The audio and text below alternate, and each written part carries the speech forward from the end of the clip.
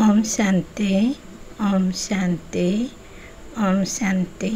আজি আমি দুৰ্গা পূজাৰ বিষয়ে আলোচনা কৰোঁ। দুৰ্গা দুৰ্গতি অৰ্থাৎ দুৰ্গতি নাশিনী, মনুষ্য আত্মাক নিহিত হৈ থকা কাম, ক্ৰোধ, লোভ, মোহ, অহংকাৰ, নিন্দা, ঘৃণা, পৰচৰ্চা, ঈৰ্ষা, দেশ, অসন্তুষ্টতা, অসহিষ্ণুতা, ভয় আদি এই দুষ্ট শক্তিসমূহ অৰ্থাৎ বিকাৰসমূহৰ ওপৰত বিজয় প্ৰাপ্ত কৰাকে বুজায়।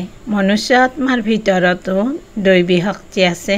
ইয়াক জাগ্ৰত কৰিবলৈ হ'লে এনেদৰে জীৱনটো পদুমৰ দৰে পবিত্ৰ আৰু নিৰ্মল হ'ব লাগিব আৰু সেইবাবে নিজক চিনি পাব লাগিব। মই কোন হয়? মই মন, বুদ্ধি, সংস্কাৰেৰে গঠিত এক চৈতন্য আত্মা, পৰমপিতা পৰমাত্মাৰ সন্তান হয়। এনেদৰে নিজক আত্মাস্বৰূপত স্থিত কৰি মন বুদ্ধিৰে পৰমপিতা পৰমাত্মাৰ লগত মগন হৈ জ্ঞান যোগৰ দ্বাৰাই বিকাৰৰূপী অসুৰসমূহক দমন কৰি নিজক শুদ্ধ আৰু পবিত্ৰ কৰি হৃদয়ত নতুন শক্তি, নতুন সংকল্প, শুদ্ধ বিচাৰ বুদ্ধিৰে আত্মাত নিহিত হৈ থকা গুণ, শক্তি, কলা আদিৰে নিজকে পৰিপূৰ্ণ কৰি তুলিব পাৰিব লাগিব। তেতিয়াহে দুৰ্গা মাৰ প্ৰতি থকা ভক্তিৰ উদ্দেশ্য সিদ্ধি হ'ব। দুৰ্গা দেৱী হ'ল আত্মাত নিহিত হৈ থকা শুদ্ধ শক্তিৰ প্ৰতীক। দুৰ্গা দেৱীৰ আত্মাত নিহিত হৈ থকা গুণ, কলাসমূহ হ'ল নিগেটিভ চিন্তাসমূহৰ ওপৰত জয়ী হোৱা, শুদ্ধ শক্তিসমূহ, সহন শক্তিসমূহ, সমভাৱাপন্ন শক্তি, নিৰ্ণয় শক্তি, পৰ্যবেক্ষণ শক্তি, সহযোগৰ শক্তি, সন্মুখীন হোৱাৰ শক্তি, বিস্তাৰক সংকীৰ্ণ কৰাৰ শক্তি, সম্বৰণ শক্তি। আত্মাত থকা গুণসমূহ হ'ল পবিত্ৰতা, সহনশীলতা, ধৈৰ্যতা, নম্ৰতা, সহিষ্ণুতা, মধুৰতা, হৰ্ষিতমুখতা, নৈতিকতা, উদাৰতা, স্নেহ, দয়া, ক্ষমা, সাহস ইত্যাদি। আত্মাত থকা কলাসমূহ হ'ল নিশ্চিন্ত হৈ থকা কলা, ব্যৱহাৰ কলা, সাহায্য কলা ইত্যাদি।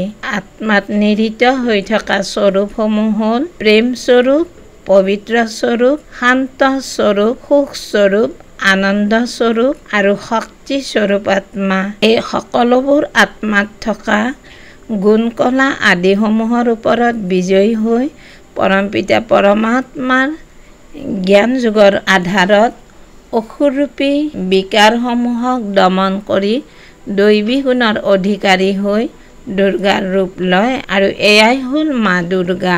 এই দৈবিক শক্তিসমূহৰে নিজক শক্তিশালী কৰাৰ লগতে সমাজ আৰু দেশখনৰো মানুহৰ কল্যাণৰ কাৰণে ব্যৱহাৰ কৰিব পাৰি। পূজাত ভোগ লগোৱাৰ অৰ্থ আমাৰ মন, বচন, কৰ্ম, শুদ্ধ চিন্তা, সৎ ভাৱনা, পবিত্ৰ অনুভৱ এইবোৰ ভগৱানৰ নামত অৰ্পণ কৰাটোৱে সঁচা ভোগৰ অৰ্থ।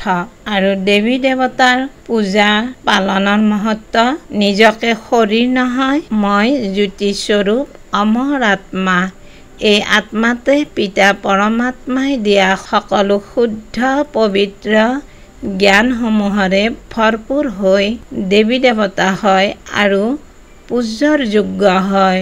মনুষ্য আত্মাৰ ভিতৰত থকা ঈশ্বৰ প্ৰদত্ত দৈবী শক্তিসমূহ জাগ্ৰত কৰিবলৈ এই পূজাসমূহে আমাক সোঁৱৰাই দিয়ে। পূজাত উপবাসে থকা অৰ্থ মনুষ্য আত্মাই আহাৰ নাখাই উপবাসে থাকে।